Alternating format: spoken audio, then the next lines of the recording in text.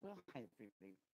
This is Dear Mama Sal, and we are here on Friday evening, which means we are doing our Christmas countdown with just 17 days to go. All right, so before we get to that, though, let's just make sure that everybody knows what's going to happen. For those of you who may be new to the broadcast or watching it on the replay, please understand the front end. We normally do some news, views, and updates. We're an extended family of people, and we try and keep up to date with what various regular members are doing. And so please bear with us while we do that. Hi, Jamie. And you will see on the replay that's going to say from 00 to a given time, news, views, and updates. And then it'll say from this time onwards, hi, Nana, from this time onwards, the topic of the day. And the topic of today is going to be 17 days to Christmas. And I found some hopefully amusing quotes about Christmas that hopefully will give you a smile. So, before we get there, we had Lizzie come onto the broadcast at lunchtime, which was great. And also Andrea from Berlin came on, and little baby Lily is doing well. But it was really nice to see her. And she's getting married on May the 24th, if I remember that correctly. So that is really, really good to hear. And we wish her lots of love and continued happiness. She sure deserves it. For those of you who are longtime viewers, such as Jamie and Nana, you will remember Andrea from way back. And so, I'm just delighted to hear that she is happy. And that's really what it's all about. Hi there, Jody. Good to see you. So, it was really fun to have her come on. And Lizzie, by the way, for those of you who know Lizzie, she is doing much better. She's managed to get her mind around the diagnosis that she got and is moving on. And we are delighted to hear that. She's even going back to work part-time. So that's a major step forward for her. And I'm really happy for her that she's managed to do that. We were talking quite a bit today at lunchtime about, just getting on with whatever it is. If this is as good as it gets, how do you carry on your life?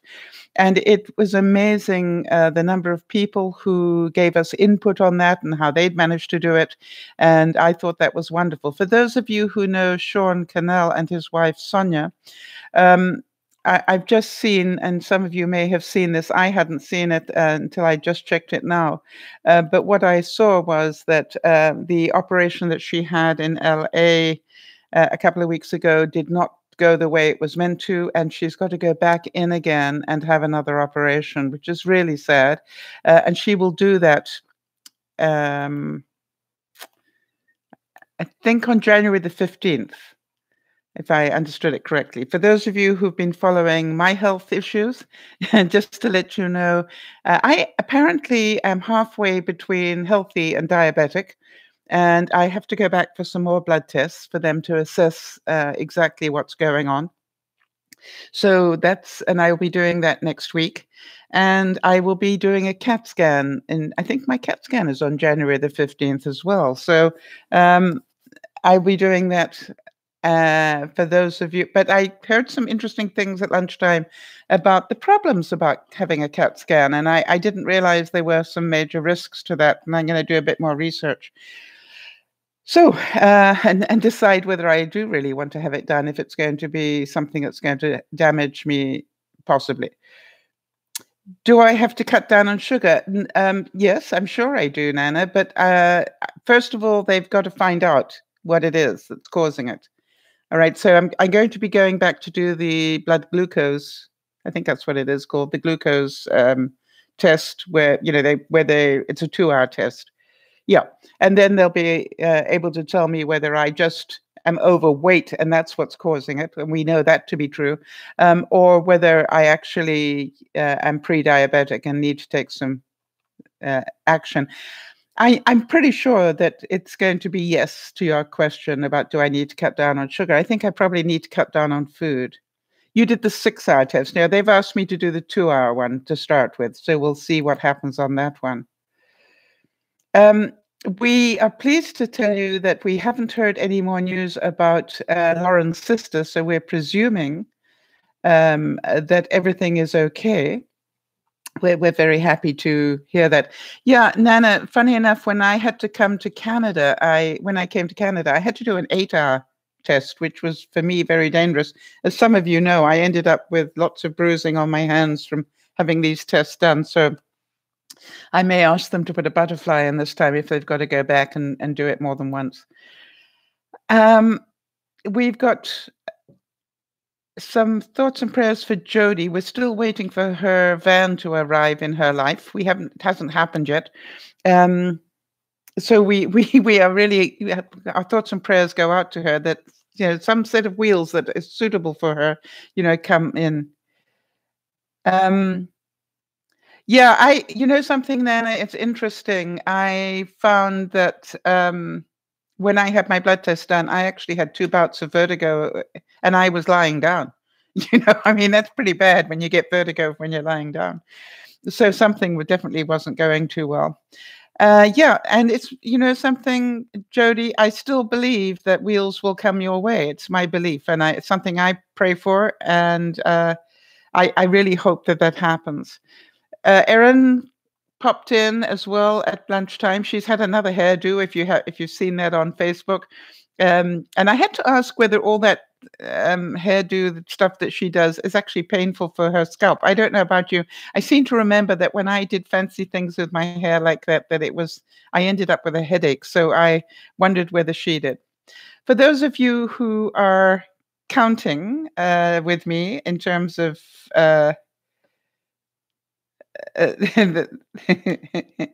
hold on one second.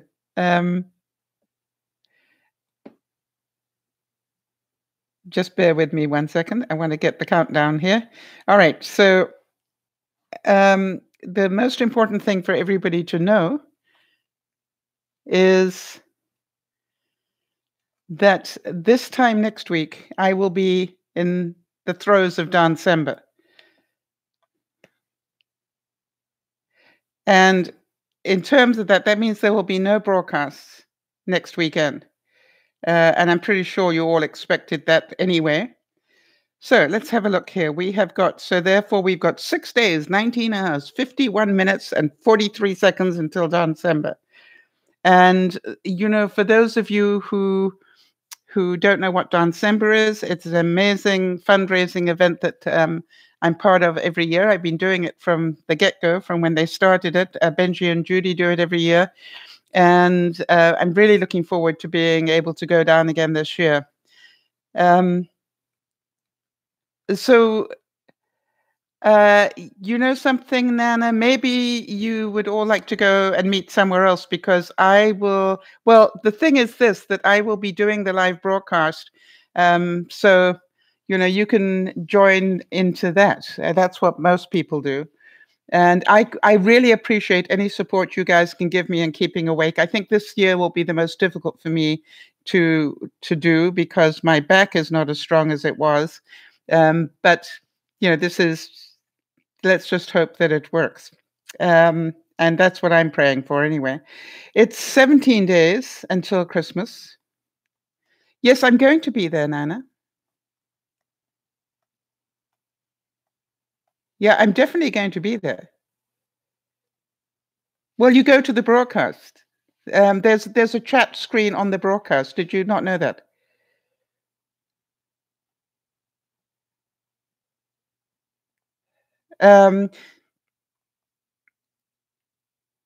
So, or are you looking for?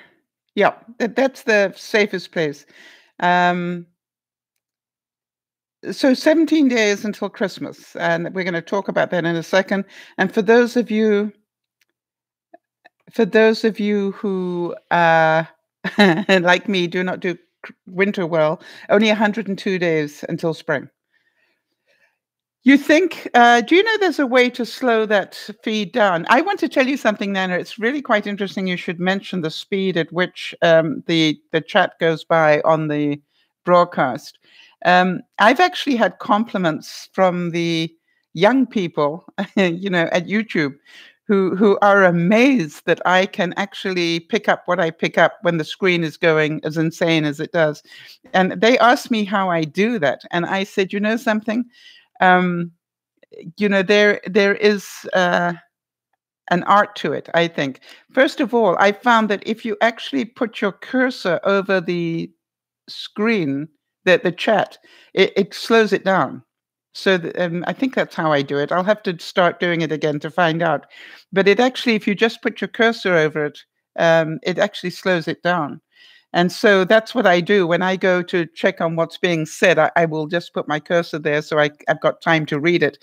And then I will talk about what I've just read and acknowledge the people that I can. Um, so I really thank you all for those of you who support us every year. We can't do it without you, as you know. And this year we're going for uh, to help save the children.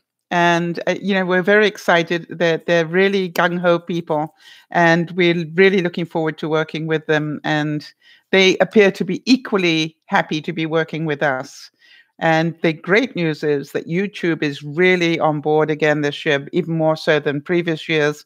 And hopefully that we will be able to do uh, a really nice broadcast. We've taken it back to the house for those of you who haven't heard that, because it just, started to get away from what we originally had worked with. And so this year we're taking it back to the house. We've brought the goal right back. And it's not that we don't think we will do well. I think we will. But we're not focusing on a goal. We're focusing on the feeling of it and the original message of it. For those of you who missed it, Pat had a birthday on the 2nd, and she also welcomed a new son, baby James. They just adopted another son, so I was so pleased to hear that. And for those of you who remember Christine from Australia, it's her birthday on the 10th. So I thought I'd just mention those two. I'm trying to think what news. We have news. I think it's absolutely beautiful. Jody was talking to us. Actually, what's Jody just telling me? Don't forget to rub your temples and look away from the screen for a bit to avoid headaches and fatigue as much as possible. Maybe eye drops as well. Yeah. I'm thinking smelling salts would probably be a good idea. And it's really I actually am quite disciplined when I go there. Oh, Nada, that's really multitasking. Nada's saying that she's listening while she's on the treadmill. So, we can all tread with you. Merry Christmas to you too, honey. All right. So I just wanted to tell a story that Jody told me this week, because I think it's so wonderful. We were talking last week about, we do, we're sort of losing the art of keeping in touch with people the old-fashioned way. And I don't know about the rest of you, but I really want to thank you all for sharing this countdown until Christmas, because I already have cards sitting around the world that would never have got there normally. And I am so grateful to you all, because it's given me great pleasure to get them there. And also, it's given me great pleasure to enjoy the feedback from people, including my sister, that quite stunned me, actually. And my sister, I have a sister in England, and she was stunned that I had actually made the card and the presents that were in it. So I thought that was really nice. It was well worth doing. All right, let's do a time check, and let's start in earnest on doing this. So, Jody, the time that I have is 15 minutes, give or take. And we're going to do a little bit more about the countdown to Christmas. I'd like to know how many of you have already got your overseas cards gone? Because I can't believe mine got overseas. I mean, all the way to Australia, all the way to England. They're already there. Like, it's early, but better early than late, because we in Canada have got rotating strikes going on. So And I'm hoping that by doing this countdown each week that I'm inspiring you all to keep the season jolly rather than stressful. That's my hope. Um, Last week, I showed you a box that looked like this. I don't know if any of you remember that. I was saying I'm going to paint it. Do any of you remember that? I did paint my box this week, and I thought I'd show you the difference. This is the box. So how many of you can see that that's quite a different box? And so easy to do. And just if you'd like to know how I did it, I painted it. I think it took 3 coats of black to get it properly covered. And then I dribbled the red paint on it and a little bit of gold. Then I waited for all that to dry completely. And then I dribbled more gold. And after I dribbled the gold on it, I actually put the sparkly stuff on it, the glitter. Now, I don't know about you, but I hate getting glitter everywhere. So I have also given it 2 layers of varnish, 2 coats of varnish. Yes, I think the glitter just makes it stand out. And if you notice, the glitter only is on the gold. And I didn't actually do that intentionally, but when I realized what I had done, I went, that's really smart. That I managed to get the glitter only on the gold. And the reason is when I put that last dribble of gold on it, it was wet. And that's when I put the glitter on. And the red was dry, so that didn't pick up the glitter. So, yeah, I love it too. So for those of you who, wait a minute. All right, and you see the same with this one. This is a box that I had. This is a box that I had that I painted. And it's like, get creative here. Sometimes you don't need to spend a whole lot of money. You just need to think outside the box. Excuse the pun. You did 34 meat appetizers today. Really? You must be expecting people for Christmas. That's wonderful, Nana. Pleased to hear it. In terms of baking, what have I done this week? Did I do the shortbread last week? I think I did it this week. But I made the shortbread and dough, and I'm frozen that. So that's good. Now, as of now, my Christmas, actually tomorrow I will do some Christmas stuff, but then I will stop Christmas completely and start working. Well, actually start working on December stuff. Because December for me is the next thing. And plus also I have to do a blood test on Tuesday. So I've got things I need to be working on ready for next week. So I think doing the appies is a really good idea. So are they for yourselves or are you doing those for other people, Nana?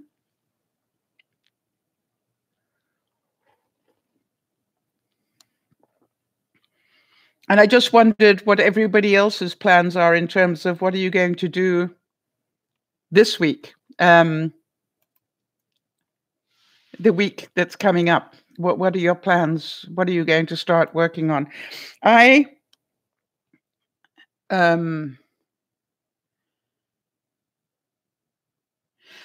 whoever, you've given some away already. Yes, I've also made some special presents that are just what I call giveaway presents. And I will be taking some of those down with me to December to give to some of the crew that I've worked with over the years. You try to avoid too many sweets. That's a very good idea. And I think the idea of doing meat appetizers is actually very clever. Does anybody else do that? Do any of you do non-sweet type things?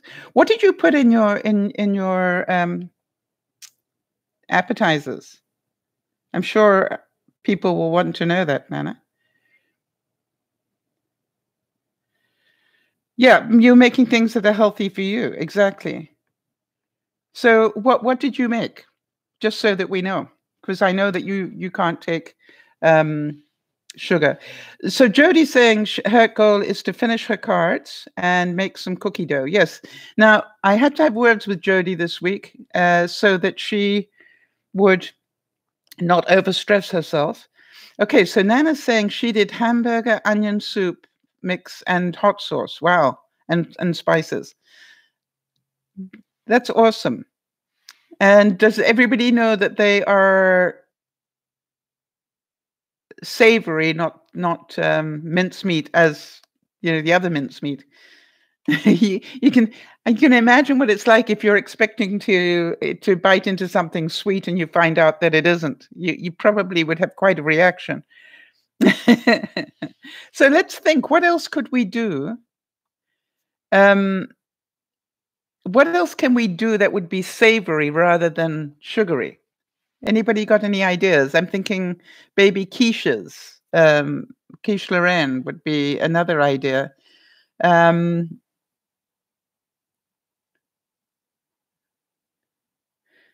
Sausage rolls. Yes, sausage rolls is a nice idea. Easy enough to do. Yes, good idea. That's clever. I think I might do some savory ones. Yeah.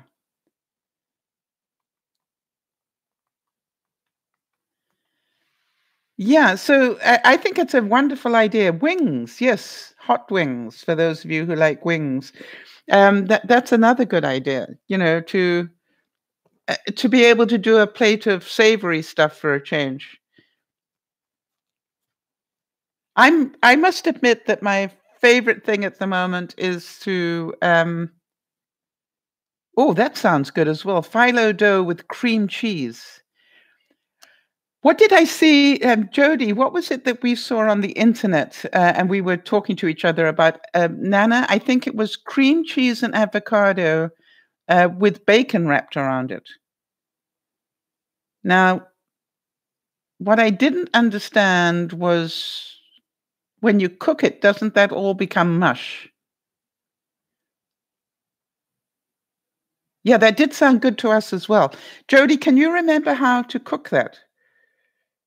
Jodie's also doing mini meatballs in the crock pot. What a good idea. Yes.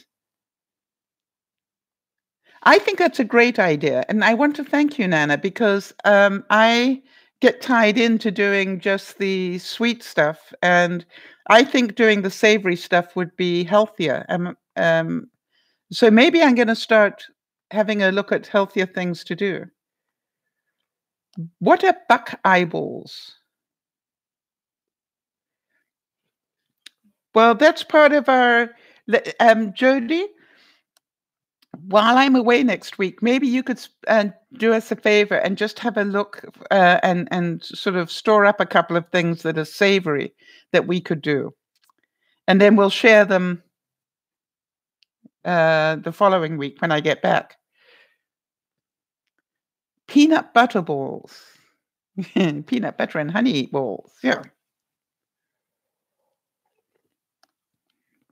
Actually, that's true because peanut butter is actually good for you. Wow, that peanut butter and icing sugar balls. Really? Yeah, you're obviously not making them. That sounds very sweet and very yummy. That sort of thing that Sal would want. But that's a brilliant idea, Nana. I'm so glad that you came in and talked about that. Because I'm definitely going to be doing not as much in the sweet side and more on the savory side. I think making things like sausage rolls, pigs in a blanket, those sort of things would be a very, very good idea for me as well. And things, you can just warm up and or people, you can give them a plate full and they can just warm them up. What a great idea. Really, really creative. So anybody else got any savory ideas? And what we will do is we will definitely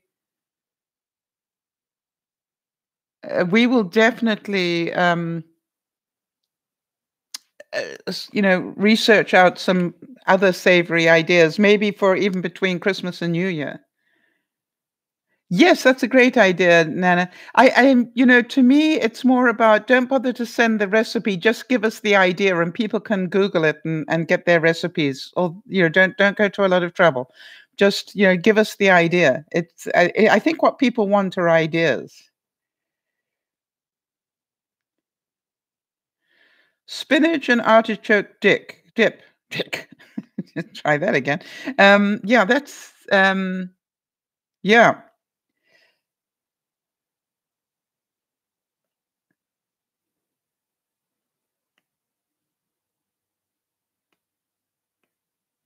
So let me think about the countdown. We are now at the stage. I'm about to send out my US cards, although I have sent one out already, and it's already got there. And that will be this week. And then I guess next week, if you're going to send cards to anybody, probably next week is the week to do it.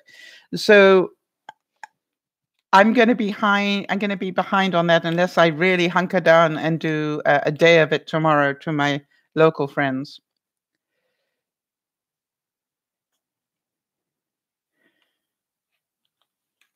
I've got some what I hope are amusing quotes.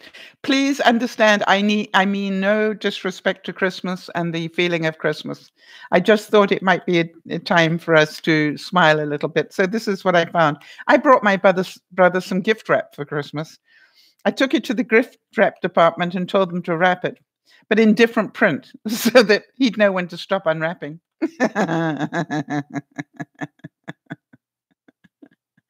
And how about there's nothing sadder in this world than to awake on Christmas morning and not be a child. So let's remember to stay childish and enjoy the joy of Christmas morning and all that it brings us. and I like this one. It said, Christmas is here again. Let us raise a loving cup. Peace on earth, goodwill to men, and make them do the washing up.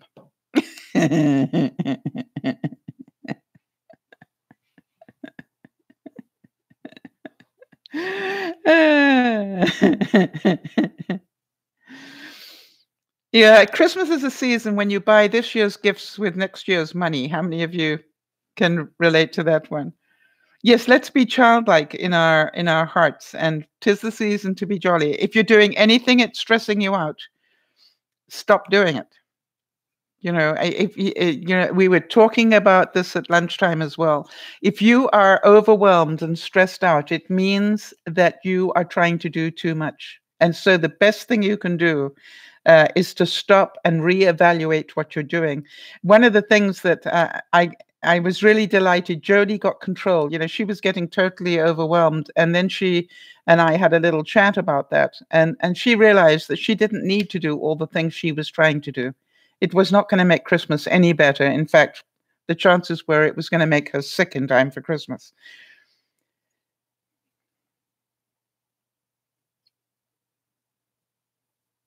So, how many of you can remember getting Christmas presents that were totally destroyed by the end of Christmas Day? Well, that's wonderful, Jody. Thank you for that. Jody's saying that's been the best advice this season. Yes, that's my whole thing now is, if I'm getting overwhelmed, it's because I'm trying to do too much. And so therefore stop right now. Stop. I can remember my brothers. I think it was my parents' goal to see how many hours the presents would last for. I can remember one Christmas, my brothers got remote control boats for Christmas, small ones. And they took them all the way down to the Thames River, we lived on the Thames River. They took them all the way down to the Thames. They launched them. They launched them into the Thames and then shot the hell out of them. I remember that so well. And it was just like, but I remember talking to my mother about it afterwards, and she said, that the joy that they got in doing that was actually worth the money. Um, oh, you broke your Play-Doh ice cream truck on Christmas Day when you were 7. Yes, I think there's a difference between accidentally breaking the present and doing it intentionally. My brothers, for some reason, were definitely into um, destruction, and it wasn't that they didn't like the present. It was just like, wow, and we can send these boats out, and then we can shoot them, and it was just like, really. um,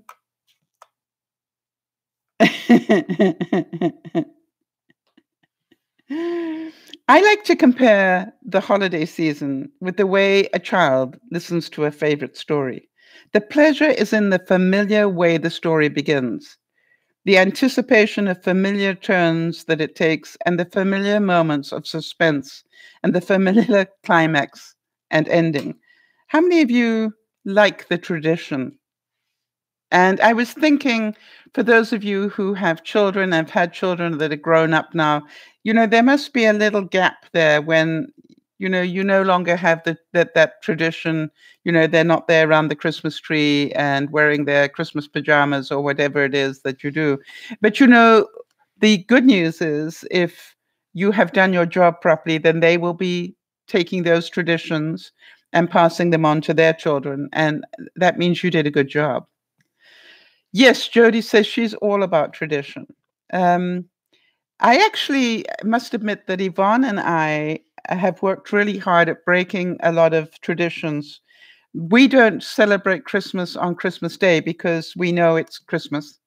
And we know that everybody has commitments on Christmas. And so what we do is we wait until early January, and nearly always.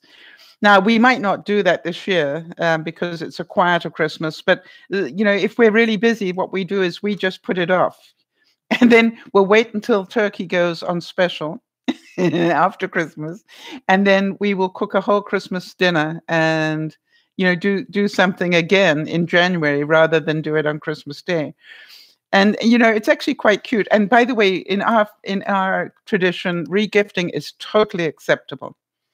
It's just like, what have you got that you can pass on that maybe somebody else will enjoy more than you do?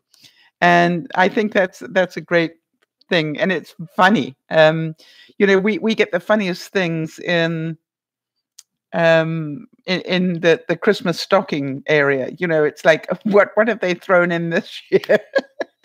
And we put fruit in and do those sort of things and candies. But it is funny how we do that. I just keep thinking this whole idea of doing savories instead of a lot of sweets is such a good idea because Yvonne is diabetic as well, and I had forgotten that. So that is such a good idea. Thank you, thank you, thank you. Something to look forward to. Yes, Jody, and that's the thing that I found out is that everybody is so rushed at Christmas time. So I just say, okay, fine. Let's do that. Don't worry about my presents. We don't do that until January. You can get them after Christmas. You don't have to rush to get my present before Christmas, right? Wait until the sales are on. Wait until people are trying to get rid of stuff, and then pick me up a couple of things. So I don't know about you, but it's like, I think it's in the spirit of Christmas. Now, that doesn't mean that we don't wish each other happy Christmas and all those things. But anyway, I like this. It says pets, like their owners, tend to expand a little over the Christmas period. How many of you? No problem, Nyasha. Welcome to you. We're doing our Christmas countdown. 17 days to Christmas, Nyasha. How many of you? I know Jody's got the fluff ball. Be careful about what you feed the pets at Christmas is all I would ask. Will Ferrell said, Elf has become a big holiday movie, and I remember running around the streets of New York in tights saying, this could be the last movie I ever make. And I could never have predicted it would become such a popular film. How many of you can relate to that there's certain things that you did at Christmas that you rolled your eyes at, and yet now they are some of your fondest memories of Christmas? I just wanted to remind you of that, that sometimes what we think is just, eye-rollingly stupid turns out to be something that later in your life you remember the most. So Dave Berry, who did some wonderful cartoons, said, once again, we find ourselves enmeshed in the holiday season, that very special time of the year when we join with our loved ones in sharing century-old traditions, such as trying to find a parking spot at the mall. We traditionally do this in my in my family by driving around the parking lot until we see a shopper emerge from the mall. Then we follow her. Very much in the spirit of three wise men who 2,000 years ago followed a star week after week until it led them to a parking space. I think that's beautiful.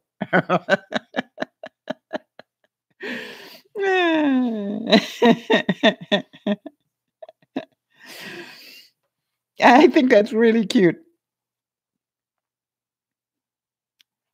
Okay, so one thing, who said this? Let me see who said this. Louis C.K. said, one thing I learned from drinking is that if you ever go Christmas caroling, you should go with a group of people and also do it mid-December. Yeah, don't do it on your own. Okay, so Nyasha saying her memories of past Christmas is getting a tree. She can't do it anymore. The parents are retired. Yeah, you know something? I I would say to you, I'm retired. I have a tree. Mine is not I have a tree that I put up every year. That's when you go away from having a fresh tree and into getting one that you can put up every year at no extra cost. So, it might be an idea, Nyasha, if you can, to maybe see if you can pick up a secondhand one somewhere, or I'm sure there must be secondhand ones for sale on eBay or something that you can pick up for a good price. Maybe after Christmas. Yeah. And so, this is and this is half a tree. It's not even a whole tree. Try the thrift stores or ask at the churches. Yes, that's a very good idea, Nana. Yes, I'm certain if you tell people at your local church that your family is retired, your parents are retired, and you are, on disability, and have very little sight, I'm pretty sure that they can probably find you a tree. Wouldn't that be a great gift to give your parents if they used to like it? I'm certain there'll be somebody in the congregation that would be only too happy to help you with that one. It does mean you need to talk about it. Yes, check the after Christmas sales. That's where I got mine, for a small tree. They're usually on sale for about 70% off. Yeah, exactly. That's how I got mine. Now, mine was still pretty expensive, but even after Christmas. But it's brought me so much joy because it is a very unusual tree because it takes up half the space. I love it for that. But I still get the feeling of a Christmas tree.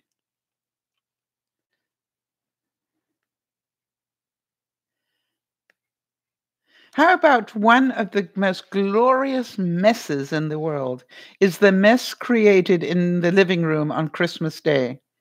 Don't clean it up too quickly. So let me ask you, what do you all do with the paper and wrapping, tissue paper, wrapping paper? What do you all do with it?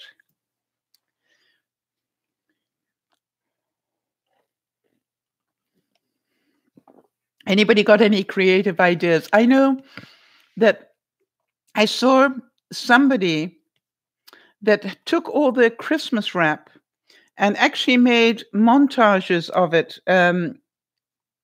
Hi, Charlotte. Made montages in frames. They had big picture frames, like for posters. And what they did is at Christmas time, they filled them full of wrapping paper, scrunched up wrapping paper from the year before and sort of used Mod Podge and made this incredible picture.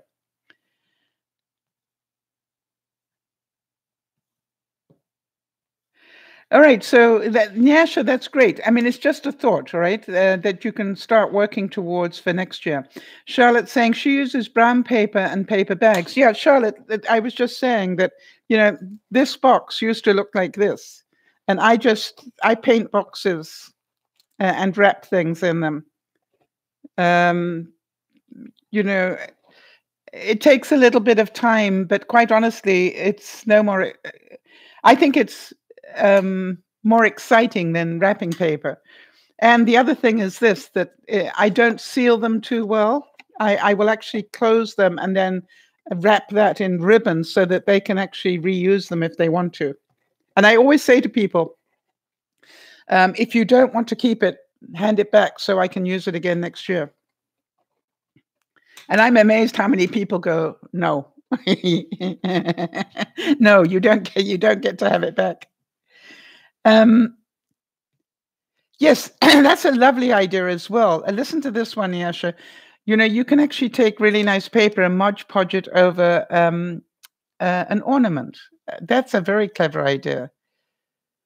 As you know, I'm doing for the children. I'm filling plastic ornaments, clear plastic ornaments with candies.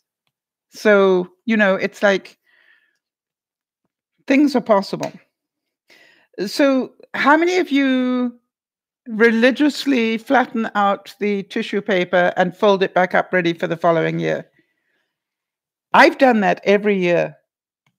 Any tissue paper that my presents get wrapped in, I literally will sit there and just flatten it out nicely and fold it up again and then put it in a box ready for next year. And I very rarely have to buy tissue paper, and I use some of that during the year for presents. Yeah, I really recommend that, and that's another nice thing to Mod Podge onto an ornament. It looks really pretty if you take tissue paper.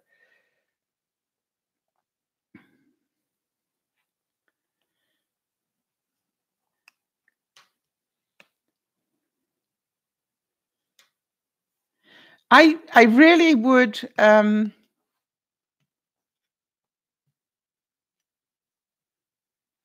right. Oh, Nana's saying, I sure didn't do it last year. I brought the girls sparkle paper. Huge mistake. Yes. That's why, Nana, that's why I have coated all these in varnish so that hopefully, there's not too much sprinkly stuff that comes off. I might still give it another couple of coats just so I think some sprinkle will come off, but it won't be a great amount. Yeah, I read through that. Yeah, don't do sprinkle tissue paper because you're going to have it everywhere. Good point. Sorry,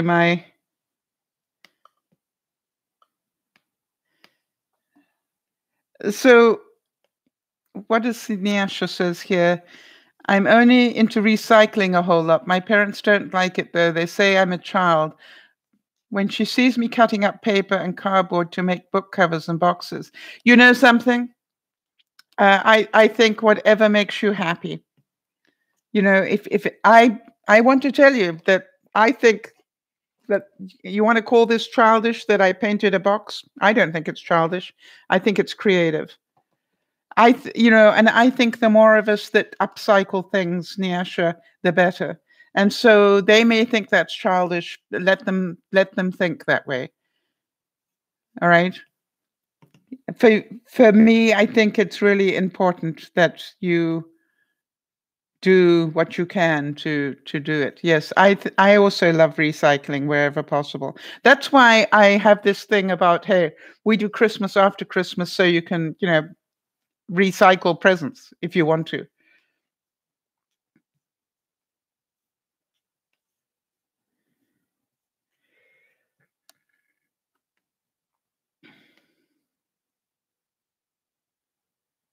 Now, this is a quote that I really like, and it says, Probably the reason we all go haywire at Christmas time and with endless, unrestrained, and often silly buying of gifts is we don't quite know how to put our love into words. Does that ring true with anybody? It's not about the value of the gift. It is about the fact you remembered them.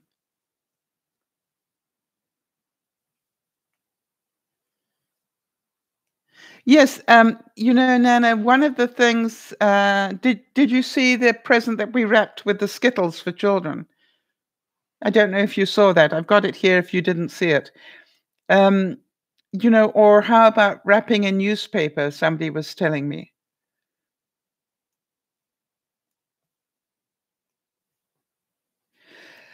Yes, Nyasha, I think the only people that would call recycling as childish are people who... You didn't see it, Nana?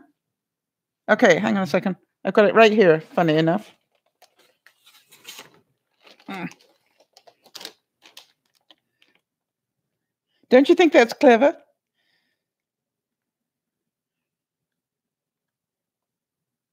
So it's just a very simple thing to do for a child.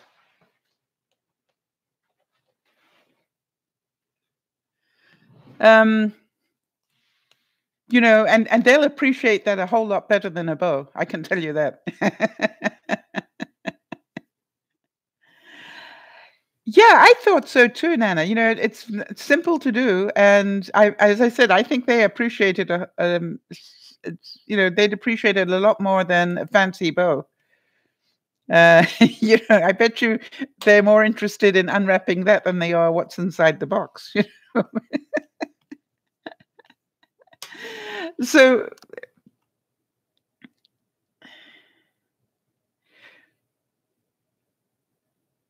I've got a quote here. Hi, Cindy. An edible bow. I know. Well, you have to thank Jody for that. Jody found it online and shared it with me. And that's why I'm saying, things like, recycle a box, all right? This is like this. There are ways to make really beautiful wrapping without spending a whole lot of money. And by the way, the black paint is house paint. The red paint is craft paint, and the gold paint is craft paint as well. But it's like you can buy. I buy leftover paint, or when people are throwing out paint, I grab it. Yeah, so that's interesting. Nana's saying she brought candy after Halloween. I think a lot of people did that. I purposely didn't because I had just to eat it before Christmas.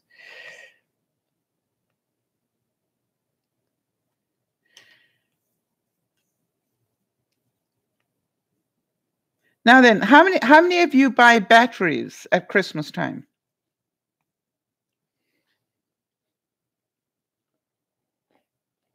Mm. I want to show you what I get every year. Hold on a second.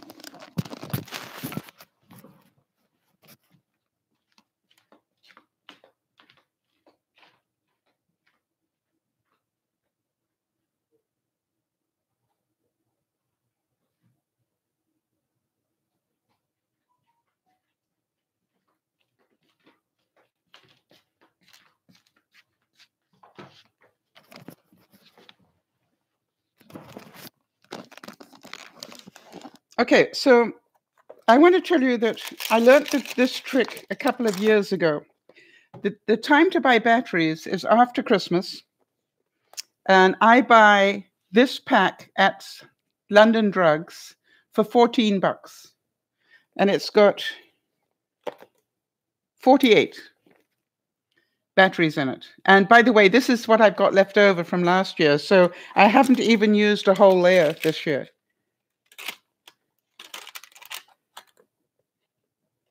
Yes, Cindy, you're right. The boxes that I've painted are original art and very limited edition. Yes, limited edition of one. The other thing is, Cindy, that I found that when I make those presents, if I make a card or something or a present, people really appreciate you took a bit of time. I don't know about how you feel about presents, but I'm finding that people really appreciate the fact you bothered to send a card now because so few people do. And they really appreciate it when you put a little bit of thought and time into it rather than you just went to the store and bought something.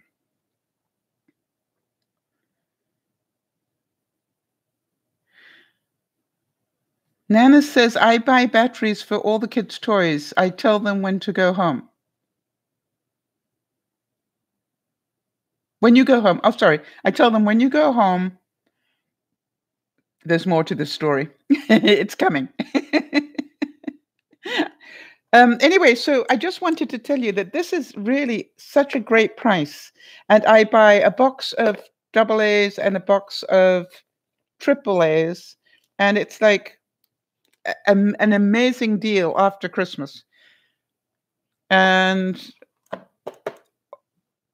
so, don't buy one or two batteries at a time. If you think about it, to pay $14 for this many, right? $14 for 48, that's an unbelievably good price. The other thing is just because batteries go dead doesn't mean that they're dead. Do we all know that? Just put them away somewhere and leave them for about 3 months, and you'll be amazed how many of them seem to recharge themselves.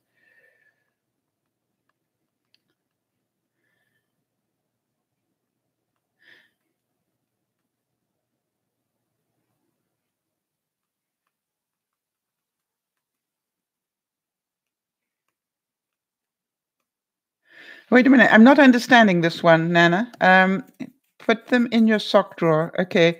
So you tell them when you go home, put them in your sock drawer. Each year they call, where are the batteries? They've never put them in the sock drawer. Okay. Yes. So you tell the children where to put their batteries. Yes. Clever. All right. Yes. Take an old sock and put the batteries in there so you always know where the batteries are. That is so thoughtful of you. Or actually give them a little box of batteries, right? You tell them where to do. It's very controlling, Nana, but but it's a nice thought behind it, right? I tell them where to put them, and they don't do it, which is why they can't find them, right? They'll learn. You did.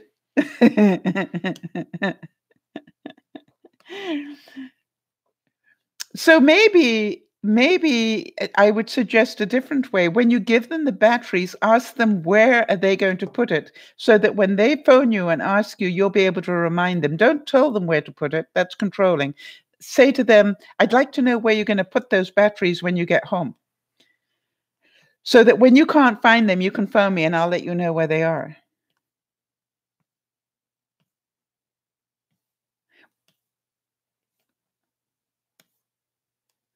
Yeah, so this is when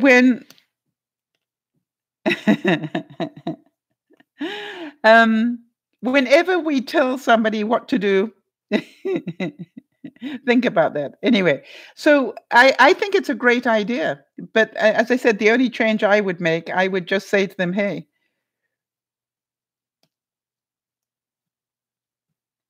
yes, and Cindy's saying the same thing. I totally agree. I love receiving do-it-yourself presents and cards because I appreciate the time and effort the other person put into them.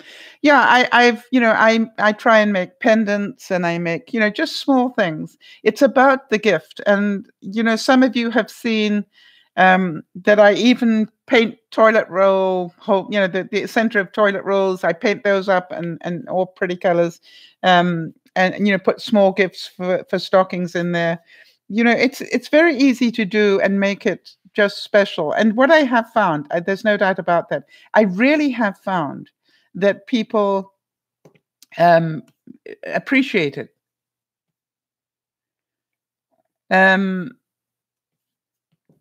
Or maybe I'm just very lucky that I got very polite people that I give presents to.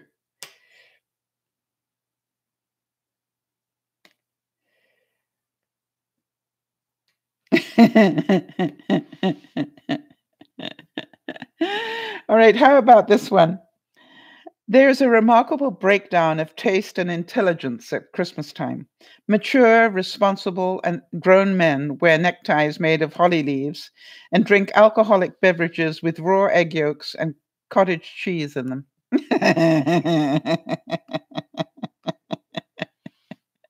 Hi, Erin. How are you doing?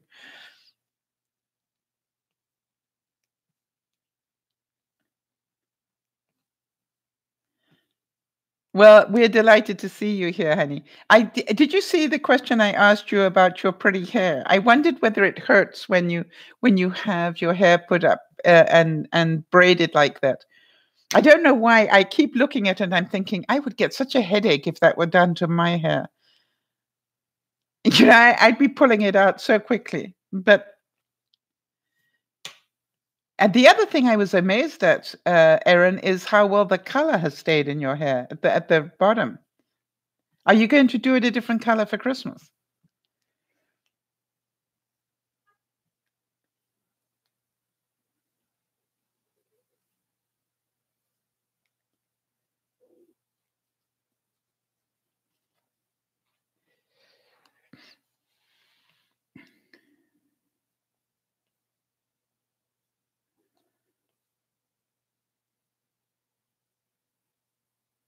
Nyasha, that does happen to some batteries. And Nyasha is asking, how long do batteries last before the acid inside starts to leak out? I have to tell you that that is not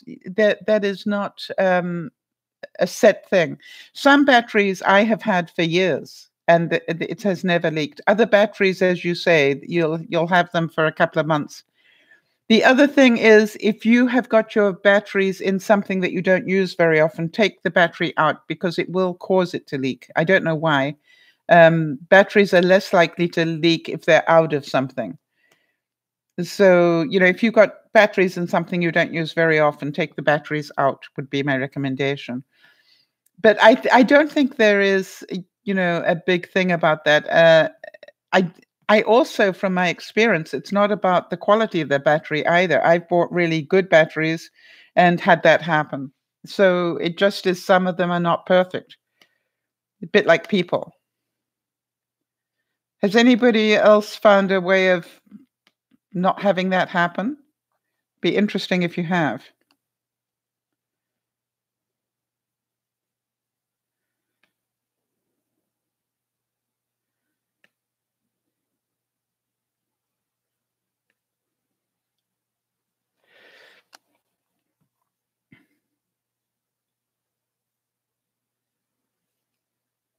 Ah, you've had your hair tight like that since you were young. Okay, so that doesn't worry you.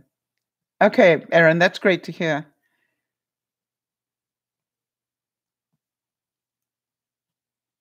You think it's because the temperature. Do you keep your batteries in a fridge?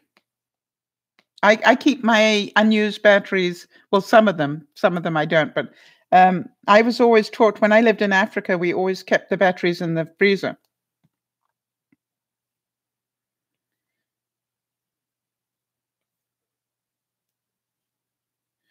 Yeah, Erin, it's amazing how well the color of your hair has stayed. I'm actually quite shocked at how well it has stayed. Yeah. So that's why I wondered whether you're going to change it for Christmas.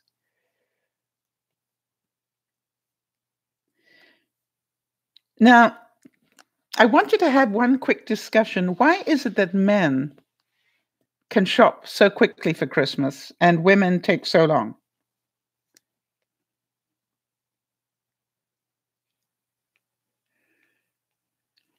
You know, if you tell a man to go out and do the Christmas shopping, he seems to be able to do it in one evening. Right?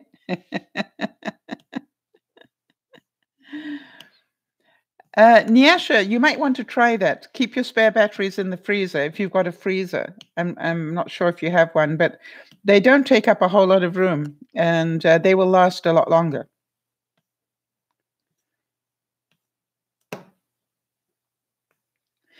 Yes, Jody's saying women don't grab the first thing they see. They want to get the right present for the right person. And I think that in a lot of cases, I'm not saying that men don't want to get the right thing, but men go in with a purpose. They know what they're going in for. They're not looking for inspiration 9 times out of 10. They sort of know that that's what I want to get, and that's what they go for. They get it, and then they walk out. And so it always amazes me how Yes, Nyasha's saying because women love to shop and men don't. I was always amazed how many times when I was married, my husband would buy expensive presents for me. And I realized afterwards why he bought the expensive presents. It's much easier to walk into an expensive shop, buy an expensive perfume and have it wrapped and walk out again. All right. Because there are not too many people in the lineup for that. You know what I mean?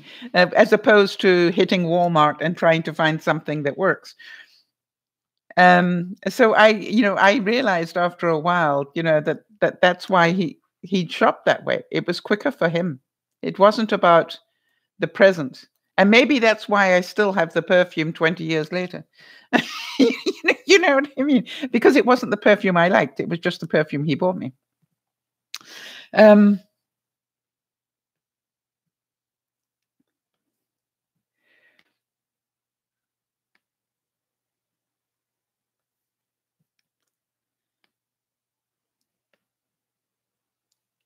Now, how many of you don't like Christmas parties? And what about office parties?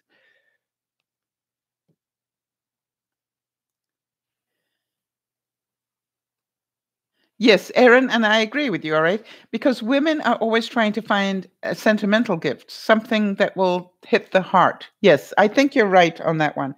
I do think, and for me, I know that people will feel the love in the wrapping, even if it's got a, you know, not so expensive gift in it. They will know it wasn't a lack of love; it was a lack of finances. Do you know what I mean? And so to me, that's what I do. Hi, Kimmy, good to see you. So just think about that people do appreciate a little bit of time. Do you think that men appreciate it?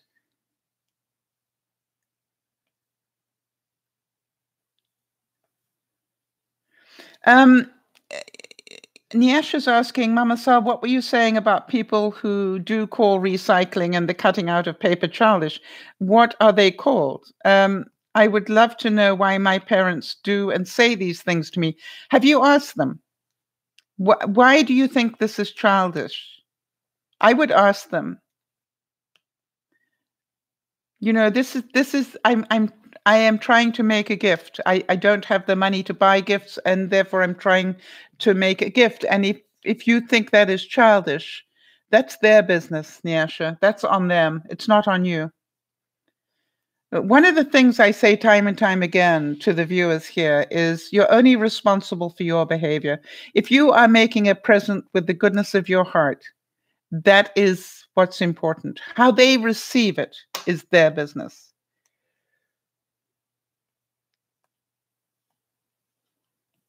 Yeah, it's interesting. Jody's saying, I love Christmas parties, but office parties used to unnerve me. I don't need to see my coworker getting drunk and trying to photocopy his rear rear end. Yeah. I was the same thing. I think the golden rule about office parties is don't drink. You know, um the you know, have a glass of wine where it's only a little bit of wine and the rest of it's just soda water.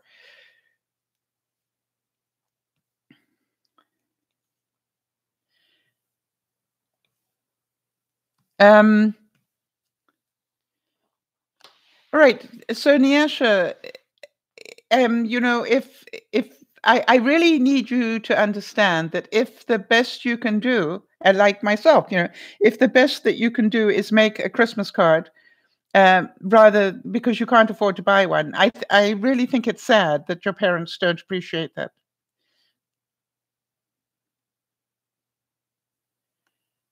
Exactly, Kimmy. I agree with you, and that's why I'm saying that to me, um, I I try and do things where it shows people that I didn't just go and buy a Christmas card and send it, or those sort of things. Just it doesn't need a lot. So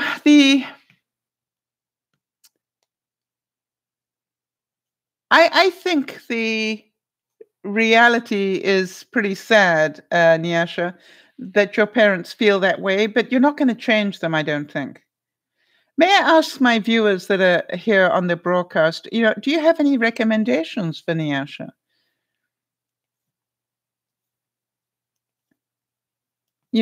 Whose parents tell her to grow up, but, haven't given her the skills to do that, or the responsibility or the trust to do that. I think it must be very difficult. And I know that you are visually impaired, and I know that you need to rely on them more than you would wish. But, it must be difficult.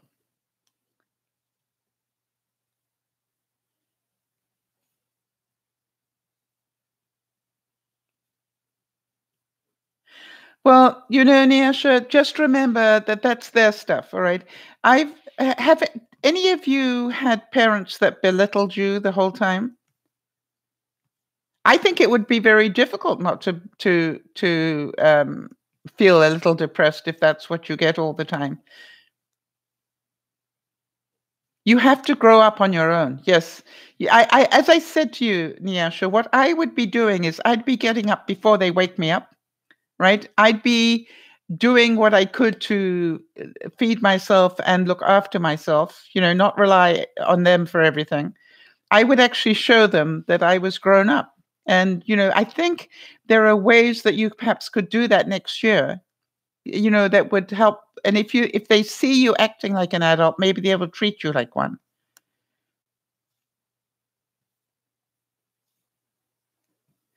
There are some people, Nyasha, there are some people who actually do like having people dependent on them. It's very difficult for any parent to let their children go. You want to talk to Erin. It must have been so difficult for her father to let her go and live her own life when she was so challenged. But Erin will tell you that even though she only has the use of, like one arm, that the fact that she was allowed to go and live in a group home with other people that were also challenged has been wonderful for her. And people look after one another and they help one another. And so there's a lot to be said for doing that, if you can. Now, you might not be able to do that where you live, but I would definitely say, and we've had this conversation with you before, that the way to get treated like an adult is to behave like one.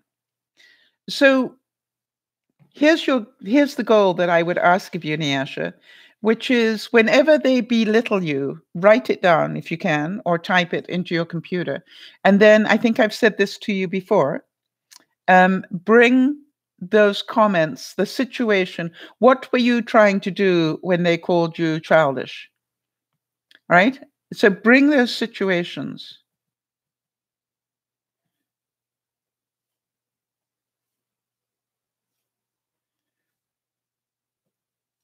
The problem that Nyasha has, Kimmy, is that she is all but blind. And she lives in Trinidad and Tobago and is on a very limited, I think she actually earns about $60 a month. And so what I tried to do was put her in touch with the online university and helping her get that. But yes, again, but no, Kimmy, you didn't know. And that's why I just wanted to let you know. So Kimmy, take what Kimmy's saying, Nyasha, because she's correct in that, right? Maybe that's what you start looking at is no, she in that society, it's not as easy as it is for you, Kimmy.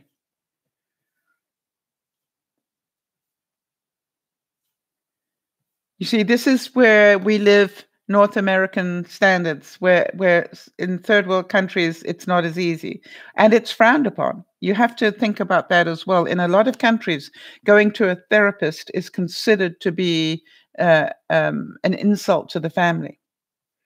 And so, the culturally, we have to be aware that different cultures see this in a different way. I think what Nyasha needs more than anything is a friend in the area that she can go and do things with, and somebody who can see.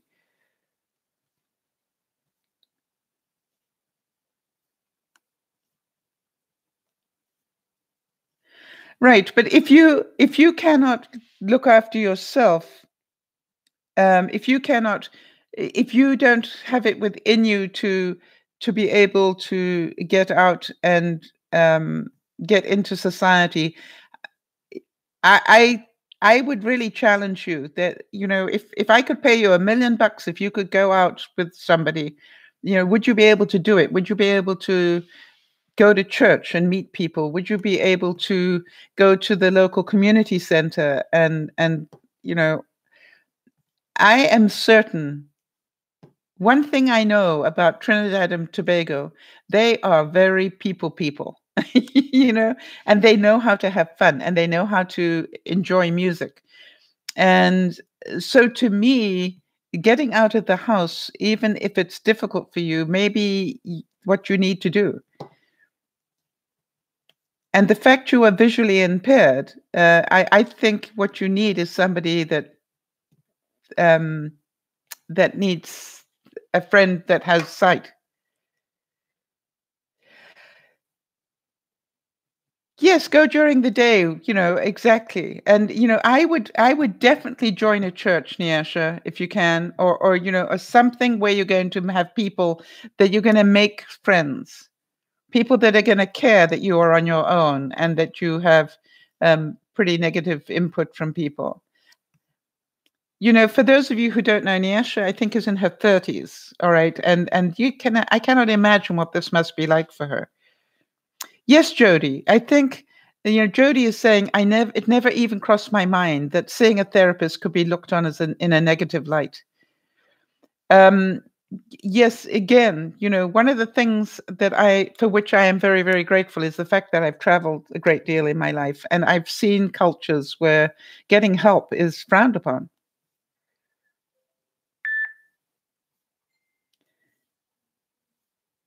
So,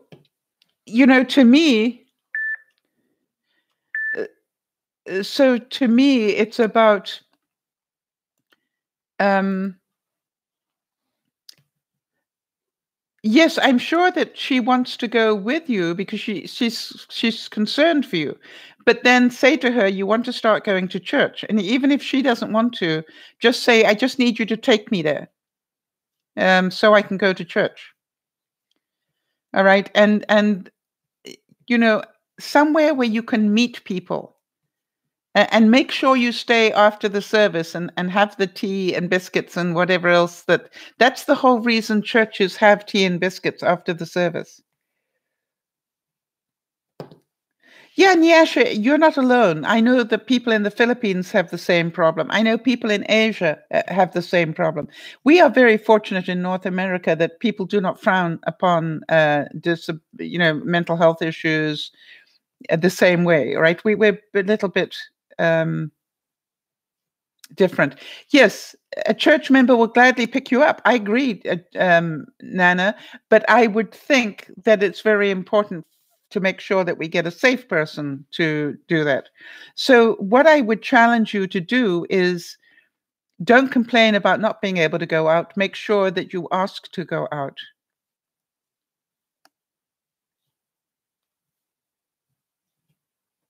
Yes, and Cindy's saying the same thing. She says, I agree with Mama Sal that Nyasha's parents may never change the way that they treat Nyasha. So I think the only way to change how Nyasha feels is to really change herself, as in all things. All right. We need to stop blaming it on everybody else and start doing what we need to do for ourselves. It takes a lot of courage. We totally know that. I think the church would recommend a safe person to pick her up every week. I agree with you, Nana.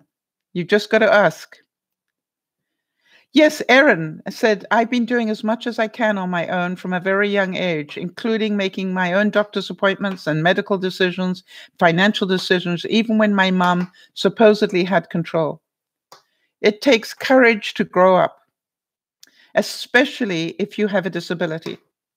And Erin, that is why I so often refer people to your situation. So to me, this is like, we all could sit at home and feel sorry for ourselves. They do rule your life, Nyasha. Yes, you're quite right. It's not like they rule your life. They do rule your life. Yet the beeping you hear is people sending me Facebook messenger notes, and I just will turn down the sound on that.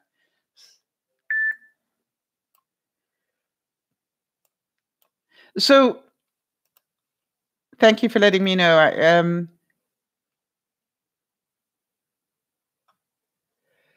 It is not easy. But I think the question I would ask your parents is, do you want to have to look up, if you don't help me grow up, by letting me go to church and meet new people and things like that, how on earth am I going to survive after you're gone? That is the issue. Not that they want to baby you, but you need to learn to go out and do things. There are plenty of people with limited eyesight or no eyesight that live very successful lives. And I know that you will tell me, but I'm slow. Yes, there are lots of people who are slow that live very successful lives. All right? Because they do the best they can.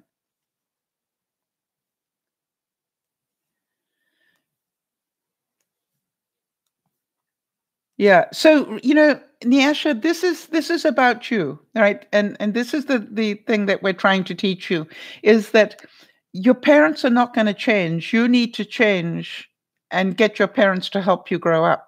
And the way you do it is by asking to go out. Yes, and Nana says that her neighbor is completely blind and she's 80. All right?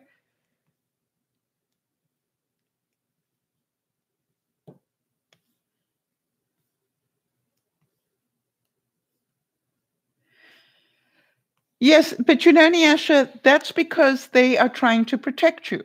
And that is typical. Nyasha is saying her mother has her bank account, it's a joint account, and she can't even take money out when she wants to because her mother says she'll need it for a rainy day. Absolutely. Hi, Beth. Good to see you. So, Nyasha, this is the greatest present they can give you, is to help you learn how to get out and about and to make sure that you can go to church. Tell them that that's the Christmas present you'd like, is to be allowed to go to church every week next year.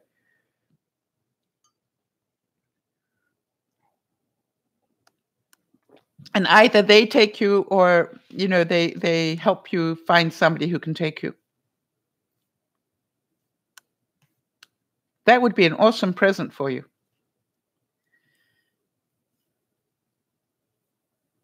Because this is about getting out of your environment. I cannot imagine what it must be like to live in that environment and not have any relief from it. It must be very difficult.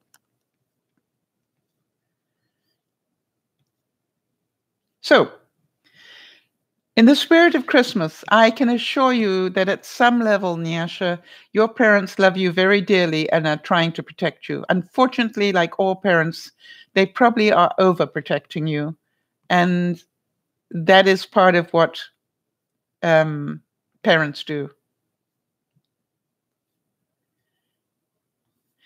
If she finds an excuse to say no, hi there, Beth. If she finds an excuse to say no, then what about your daddy? Do you have an aunt or an uncle that would help you? Do you have a cousin? Do you have, this is about, you must have somebody Maybe, your doctor, your nurse, you must have interaction with some people. There must be people that come to the house. And, if you keep talking about you want to go to church. Now, you go to work, Nyasha. How do you go to work? Explain that to me, because I know you have a job that you do. So I want to know, how do you do that? Do they come and get you? So can you make a friend at work and have them pick you up and take you to church?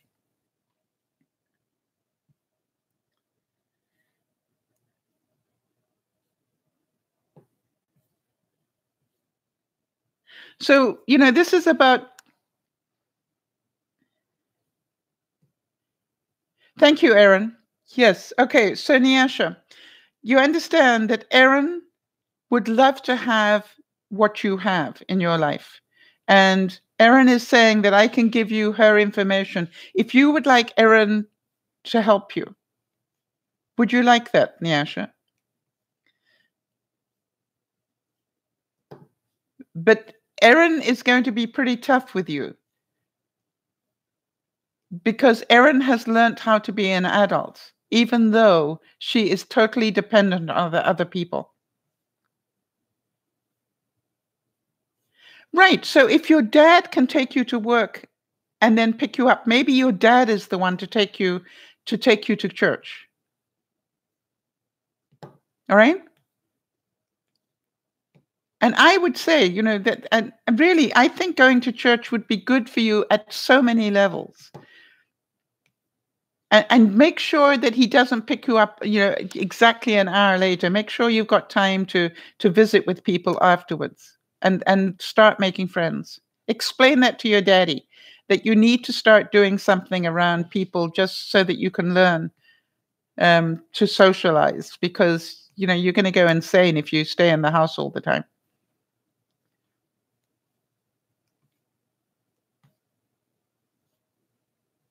Good. So that, I want to tell you, Nyasha, everybody in this room understands that we all have excuses why we don't do things that we should. I think that church would be life-changing for her as well. But Nyasha has to want to make changes for herself. All right? Not excuses. So the point that we're making here, Nyasha, is either be willing to do that, all right, and ask for help from your daddy. But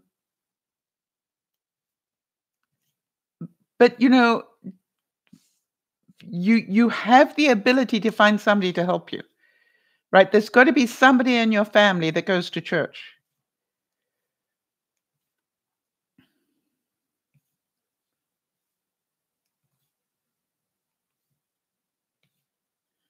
All right. But the thing is this, Nyasha, you have to want to be able to change, all right? Because you've fallen into the rut of being a victim. And Erin is not a victim. All right? So, and she does not have the abilities that you have. All right. So just know that. And Erin, if I forget to, Jody, can you just make a note that I need to pass that information on, please? All right, Nyasha. So, because we understand your concern, but it's, imagine if I come in here every week and I say, oh gosh, I'm overweight. What people are going to say to me is, stop eating what you're eating. um, I have to do something to change. I can't keep blaming the food. I'm the one that puts it in my mouth. So that's the point that we're trying to say.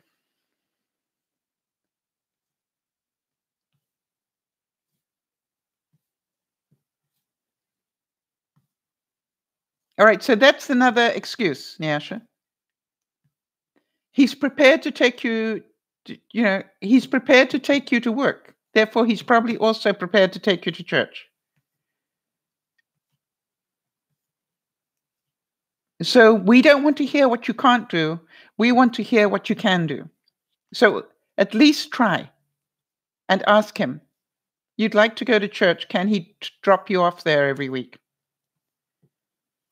Right? You've got to do that for yourself. And after a few weeks, you're probably going to have somebody that can drop you back home again. If that's, I know you're trying the best you can.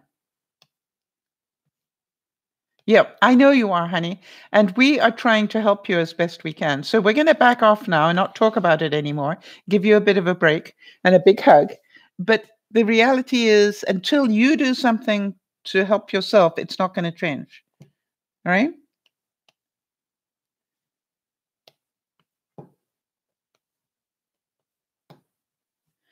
Yes, Aaron. And again, remember, you live in North America, and Nyasha doesn't, right? She lives in Trinidad. So, just be aware of the cultural difference. Yeah. And so, Nyasha, thank you for talking about it, because what you do is you make other people see how lucky they are. All right? So, keep telling your truth. It's fine. I'm not trying to shut you down. I'm just making sure you understand that if you don't make a change here, it's not going to change. And we would want it to change. And I really do believe you could get to church if you really wanted to.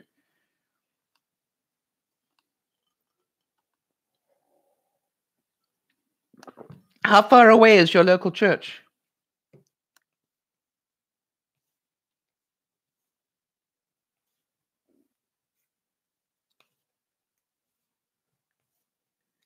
That would be my next question. How far away is your local church?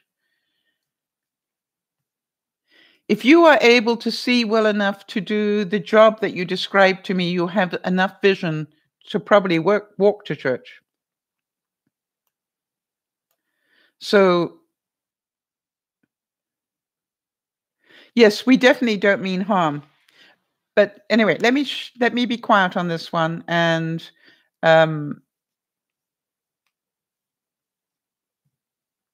wish you the courage to actually help yourself here.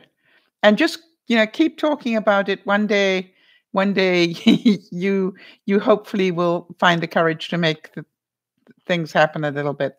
And if you don't, that's okay as well. All right. The church is a good driving distance. Okay. I'm surprised about that. But yeah, most countries, churches are within a couple of blocks of each other. What would you say? Is it 5 minutes away or? Yeah, as long as you know that we really would love to help. Okay, so let us go back to the Christmas realities here. May I ask you, with 17 days to go, what are you most concerned about?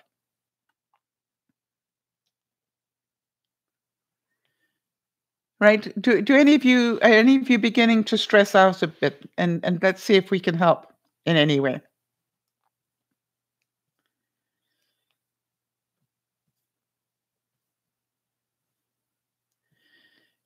My next question would be: are any of you totally ready already? It's like we're on December the 7th. Any of you got all your presents wrapped and ready to go?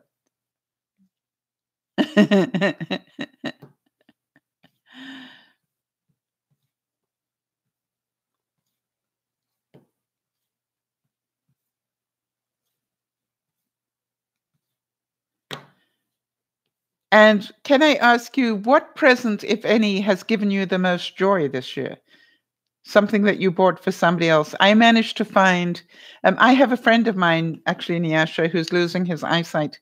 And I managed to find him a reading light, so that that when he's trying to use his tablet or read a book, that it will throw extra light on the book or the tablet, which I hope will help him a little bit. So Beth hasn't started any gifts yet, but then you're a power shopper, I would think, Beth. Right. So you got all Ali's done, and is it Brian? Mark, I think. Okay. Um,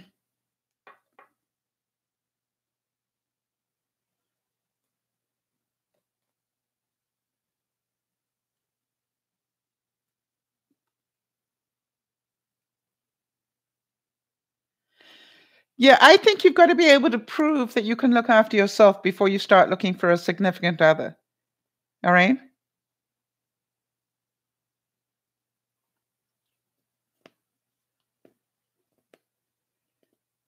Right? There is no way. If your parents see you as a child, they're not going to let you into the hands of some guy that they think will abuse you.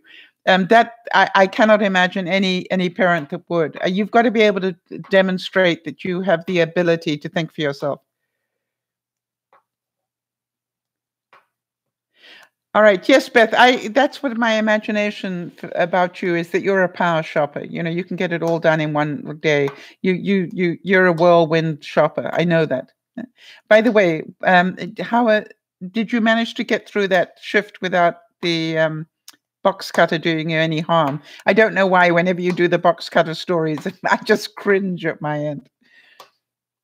All right. Cindy's saying, the only concern I have is my health. I don't feel healthy, and I want to this week, as healthy as I want to. I'm 33 and started to feel that my body is dying. Oh, yeah. Yeah. And, in what way? Yeah, Nana's saying she's a power. I'm learning to be a power shopper. That's why. And as I said to you, for those of you who live in North America and have the ability to do so, from this point onwards, if you go shopping, it's a really good idea to go after 9 o'clock at night, because most of the stores are still open after that, and very few people are out shopping at that time of night. So if you want to go power shopping without too many people, that's the time to go.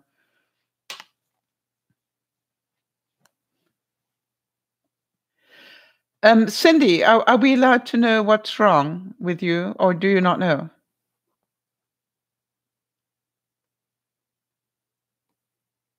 Right. And Jody says that she's really working hard on not stressing out. She's actually, planned everything out until Christmas Eve. Yeah. And what doesn't get done doesn't get done. End of story.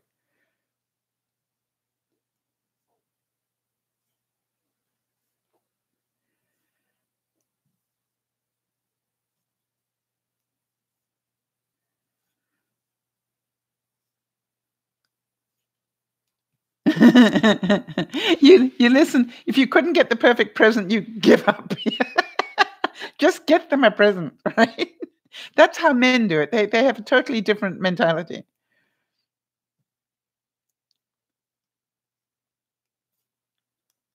All right. So, yes, you're quite right, Cindy. Are you taking vitamin D, Cindy? Because if you get caught up with the change of weather, I really recommend taking vitamin D.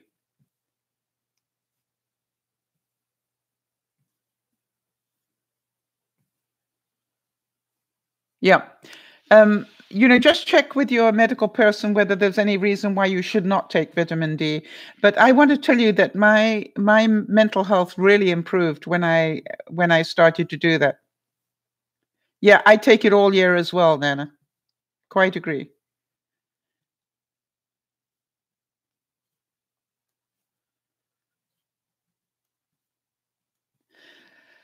So Nyasha, and sorry, I mean Cindy. Cindy,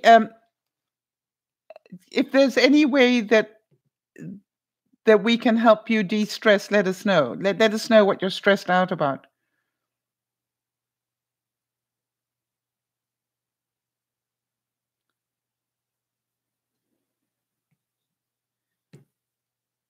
Now, just a reminder again, people, and I will put up some notices, but remember, no broadcasts at all next weekend, because I'll be doing December.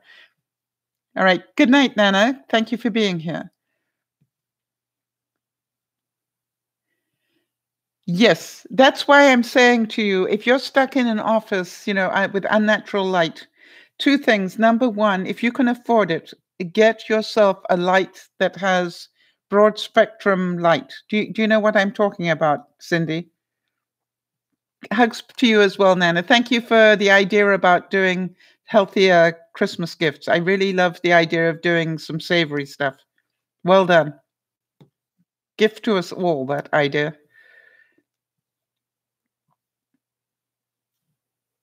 Cindy, I really used to struggle so much when the seasons changed until I started taking vitamin D.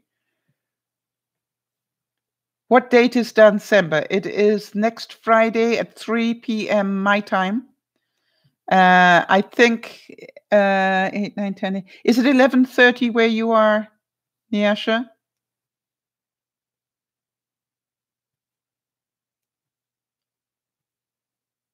Or is it 12:30? I'm not quite sure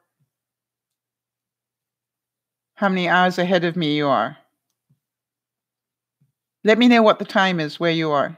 That will help me tell you what time it is.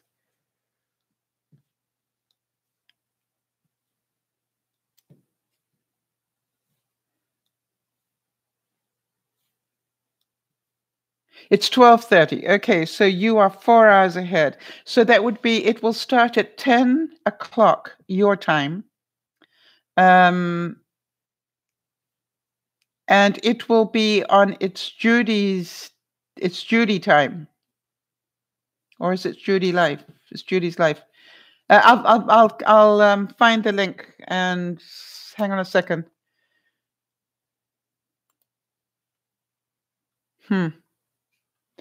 Okay, Nyasha, big hugs. Thank you for talking about your stuff and the best of luck. You will get there.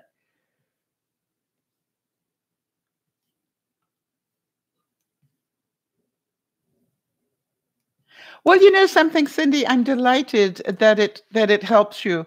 And one of the things that I found is that when you realize that we're all taking steps in a different direction, right? You're not alone. That we're all stressed, and it would be easy for everybody to say, "I'm too busy to listen to the broadcast." But for some people, they have found that coming to the broadcast actually has helped them. If your legs get swollen after work, first thing I would ask is, what are you wearing on your feet to go to work? And to really be aware that good shoes, if you're going to be on your feet all day long, that good shoes are really important. The other thing is, Beth, when you get home, spend some time with your feet elevated above your heart level.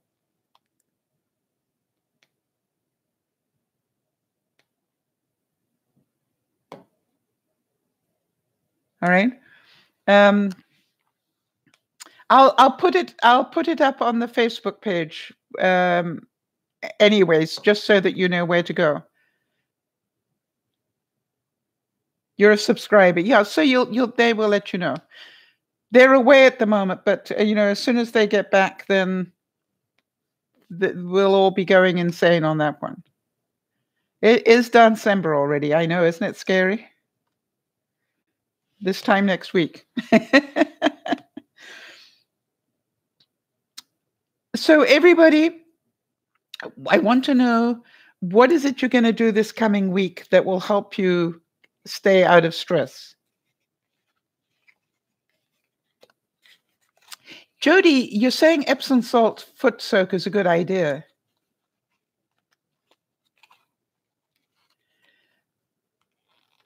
You wear knee socks. Yes, compression socks are a really good idea as well. That's a really good idea, Beth. If you can get compression socks, the ones that force the liquid back up again.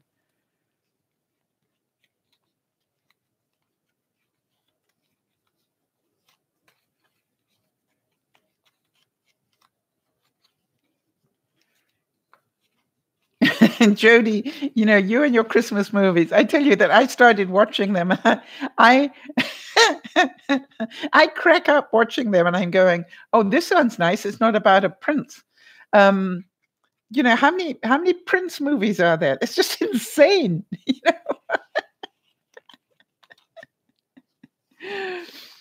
So,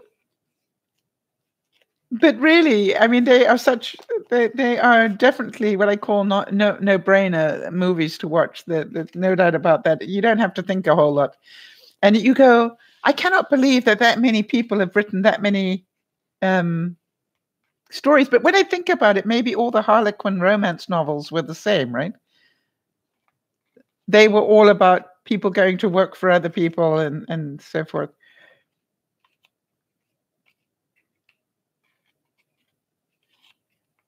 Yeah, it's as I said, it is next Friday our time, and it will start at 3 o'clock my time, and you are 4 hours ahead. Sorry, that will be 7 p.m. your time, and it runs for the full 24 hours, so you can catch it all the way through.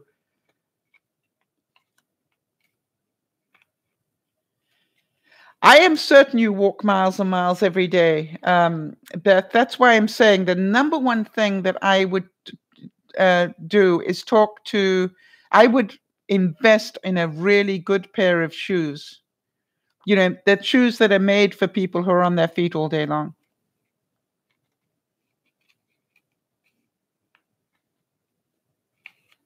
So Epsom salts are absorbed through the bottom of the feet. I didn't know that. The soles of the feet. Good. Yeah, whatever. But the main thing is, Beth, to get your feet above your heart.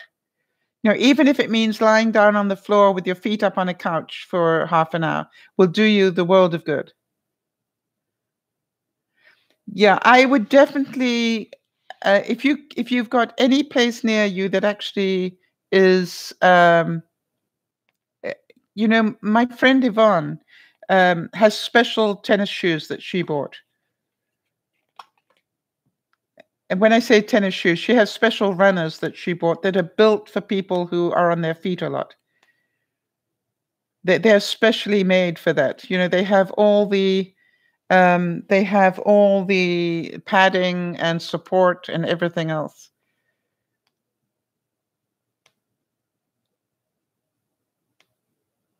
Yeah, Kimmy's been watching Christmas movies too. Do they make you feel good? I mean, I think that's the thing. If watching Christmas movies make you feel good, then do it, right? But don't do it so that you are stressed out because you haven't done the things you're meant to. I use mine in between. Do you know what I mean? I sort of watch a bit of it and then I go and do something that needs to be done. And then I watch a bit more and go and do something that needs to be done. So I sort of do it in half-hour breaks. Half hour watching the movie, go and do something for half an hour, come back, watch a bit more of the movie, go back, do another half hour of what I'm trying to work on so that it doesn't feel as stressed.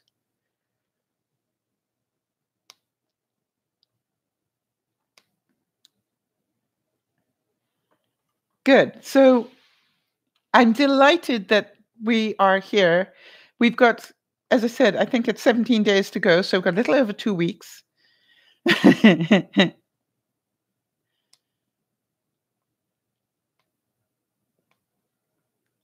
Yeah. So to me, it's like I really am concentrating on keeping myself out of stress. If I'm starting to stress, I'm trying to do too much. So simplify it. That's what I keep saying. If I'm getting stressed, I need to simplify it. Yes, I think, but remember, Beth, the thing is not just lying down. The thing is to get your legs, your swollen legs, above your heart. So whether that's lie on your bed with your feet on pillows, that's good.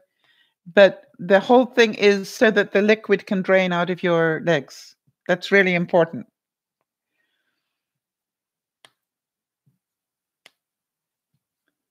So please, please, please be careful of that because I think, with the season going the way that it is, Beth, you're going to be doing more rather than less. And, that's really important. The other thing is, Jody, am I correct on that one, which is packing them in ice? I know when I have edema problems when I fly sometimes, the first thing they do is pack me in ice. They literally will take me to the front where I can put my feet up on a bulkhead, between, coach and business class or something. And then they will bring me ice and put it on my legs. Cindy, I totally think we cause our own stress by trying to do too much. Yep.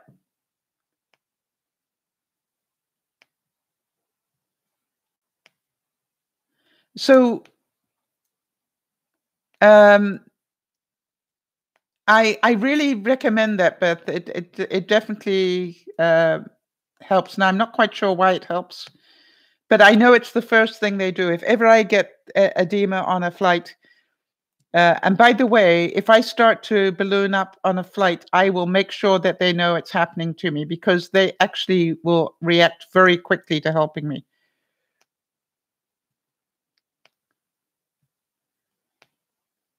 Just literally, Nyasha, go to YouTube and just type in holiday movies.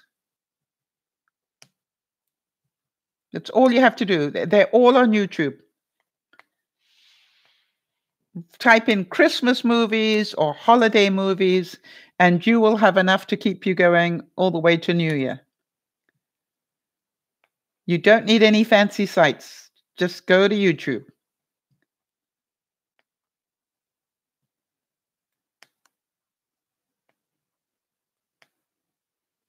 Well, I would think, Beth, my sense is that if you're not having any symptoms, it probably is because you are relaxed and enjoying it. You know, I would think the only time that you would start triggering your symptoms is if you overstress yourself. And I would like to suggest that maybe the reason that you're not having any symptoms, give thanks for that. You're probably pacing yourself really well. And, you know, that doesn't surprise me with you. And I think that's the trick for us all. You know, just make sure you pace yourself. Don't take on too much. Pace yourself. Don't keep going until you're so tired you can't think anymore. And enjoy it. And wear compression socks. Yes, I definitely would suss that out. Good shoes and compression socks.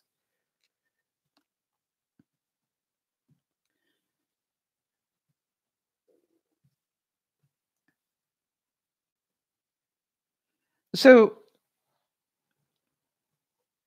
I want to thank you all for helping us do this, because to me, it is a wonderful example of where, by talking about these things together, hopefully we're giving people ideas. For those of you, as I said, you know, if you want some pretty wrapping, it's amazing what you can do with a little bit of dollar store paint. And this is the box, and this is what it looks like when I'd finished with painting it. And I think, look at what you can do. You know, I keep saying to myself, my mantra for this Christmas is not what I can't do, it's what can I do. Because if I concentrate on what I can't do, I'm going to be depressed. If I concentrate on what can I do to help myself to it's amazing.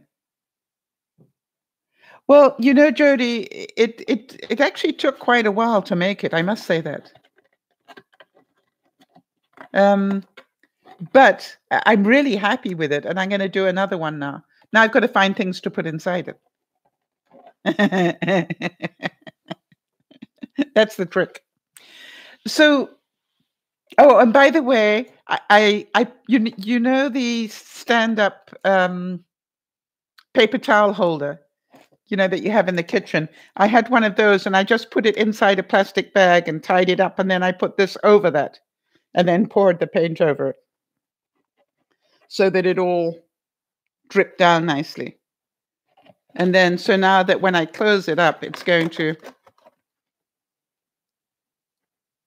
be everywhere. All right. So everybody,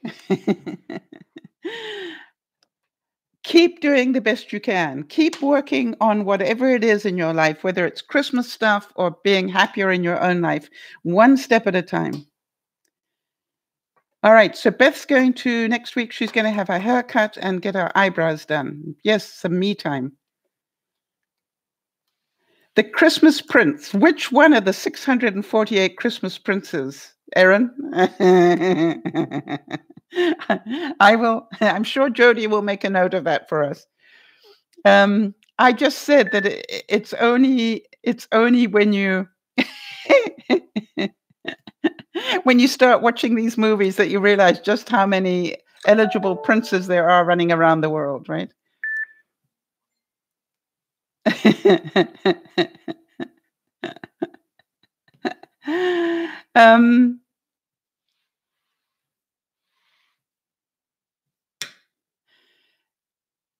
So Nyasha, I'm not sure if anybody has that issue. I'm certain they will respond if they do. The main thing is that you need to be talking to your medical professional. The person who can tell you what your prognosis is should not be the internet or a viewer. The person who can tell you that needs to be your doctor. And now you can use the internet and viewers to give you more information about how they cope with it, maybe. Um, but really, when you're talking about things like prognosis, you need to do that with a doctor.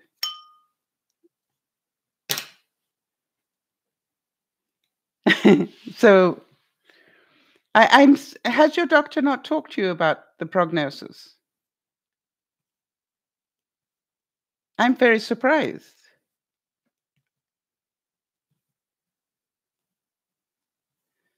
And do you ask your doctor, him or her, do you ask that question? I think what happens is that we forget to ask those questions. What is my prognosis here? We just get a little bit scared about the realities.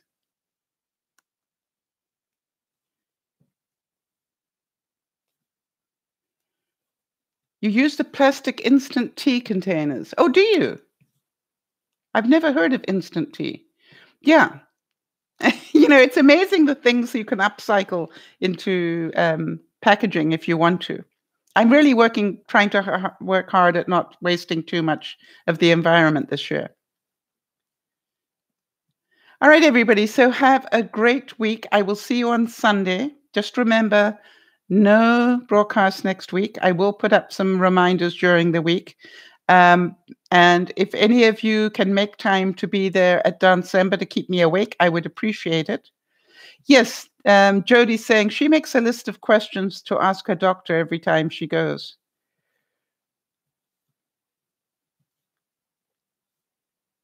Well, Nyasha, tell him that you want to know your prognosis. Right? That's your right as a patient. And you need perhaps this is like the fact your doctor says you shouldn't let it bother you. Yeah, it's your body. You'd like to know.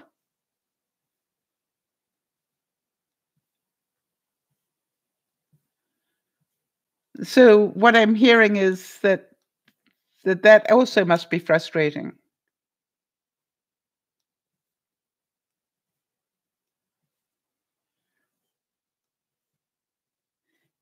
I want to tell you something, Nyasha. I want you to get away from that thinking. I used to think that when I lived in South Africa that that the African medicine wasn't that good. But where was the first heart transplant done? In South Africa. All right. So the fact you live in Trinidad and Tobago doesn't mean that the healthcare is bad or the advice is wrong. I want to tell you that there have been great doctors in every country. And I was quite amazed. I kept thinking when I was in Africa that oh, I'm going to go to North America, everything's going to be so much better. Well, guess what? It wasn't. In a lot of areas, I found that America was behind, or North America was behind what we were doing when I was in Africa. And so, again,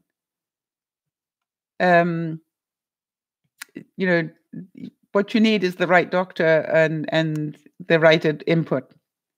But we're very fortunate in this day and age that we do have the ability to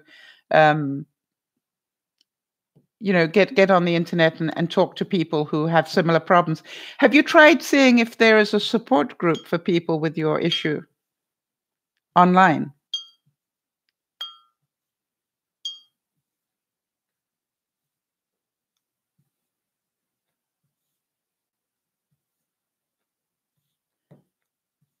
Yeah, something, Nyasha, we've all struggled with that sort of thing where people are saying, the problem is a mental issue, not a physical one.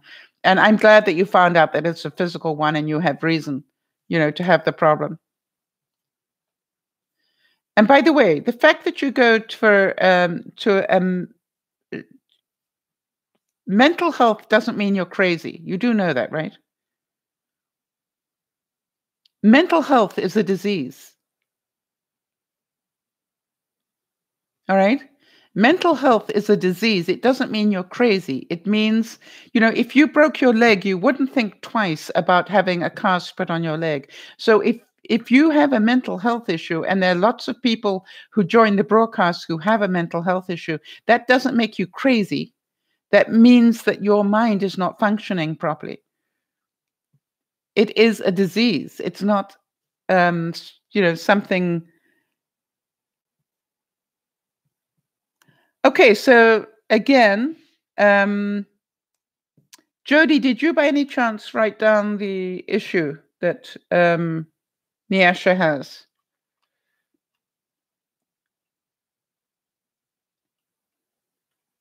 Nyasha, just give us the name of your problem again, and let's see if we can find anything where there's a support group for people who have it. Thank you. I had a feeling you probably would. You're so good, Jody. What would I do with? I don't want to know what I do without you, Jody. So let's see if we can do a little bit of research and find out if there are any support groups online anywhere. Because maybe talking to other people with it will help her.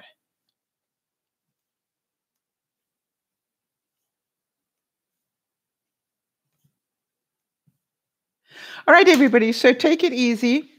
Do what you can to help yourself, everybody, not just Nyasha, everybody, do what you can to keep yourself under control. Do what you can to just take one step at a time. Don't try and get it all finished. All right, Erin, it's just called The Christmas Prince. We will look out for that as well. And, if you're overwhelming, stop, right? Stop and lower your expectation of yourself, and do less, not more. Remember the Christmas tree. It looks fine like that. I've only got half the ornaments on it. It's good enough. Neurogenic bladder. Okay.